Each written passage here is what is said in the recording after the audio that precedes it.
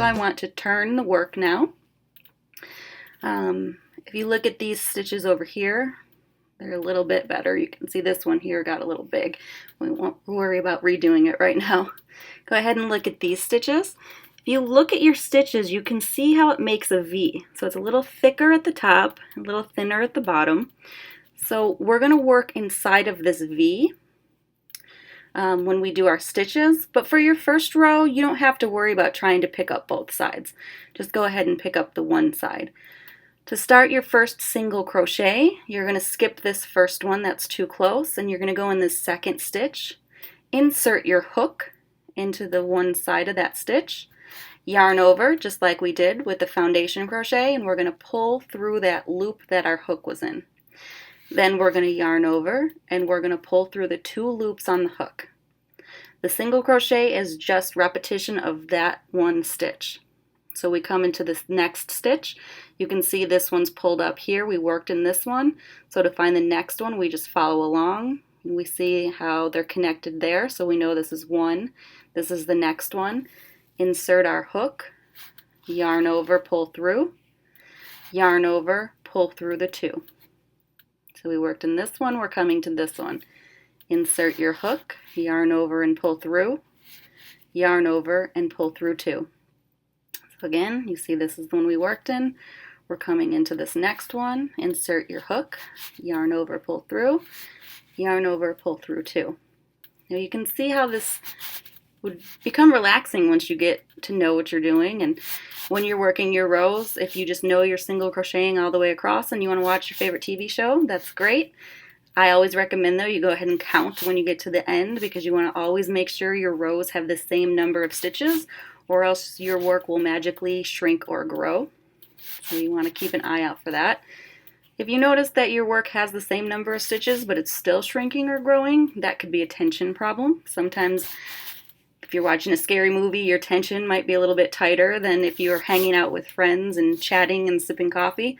So your tension can change with location or what's going on as well. For the most part, don't worry about it as you're a beginner. Just give yourself the flexibility to just practice. So now we've finished this first row. And when we look at this row, we again see those V's that I discussed. So you see they're thicker at the top, smaller at the bottom, and just a whole trail of V's. So to begin the next row, we're going to chain stitch 1. So that one stitch brings us up 1 row. We're going to turn this work, and then we're going to insert our hook into the stitch now. And if I pull the work here, you can see the little holes between the stitches. That's exactly where we're going to be working. So if I stick my crochet hook into this hole here, then I look at what's on here, you can see that V is right there on the hook now. So for this single crochet that's working inside of another stitch, I've inserted my hook into the stitch. I will yarn over and I will pull through, yarn over and pull through 2. So it's the exact same motion. The only difference is instead of picking up that one side of the chain, we're actually just pushing through the full stitch. Yarn over and pull through. You can actually feel them if you can't see them. Sometimes if you're using a darker yarn, it's hard to see, or sometimes depending on your tension, depending on the yarn you're using, there's many different variables. Especially if you have a tighter tension, they're going to be harder to see the hole. So you'll have to get used to actually feeling each bump to find your stitch. So insert, pull through, yarn over and pull through 2. Insert, yarn over and pull through, yarn over and pull through 2. And go ahead and repeat that all the way down.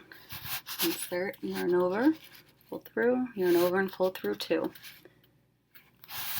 And we just repeat that all the way down.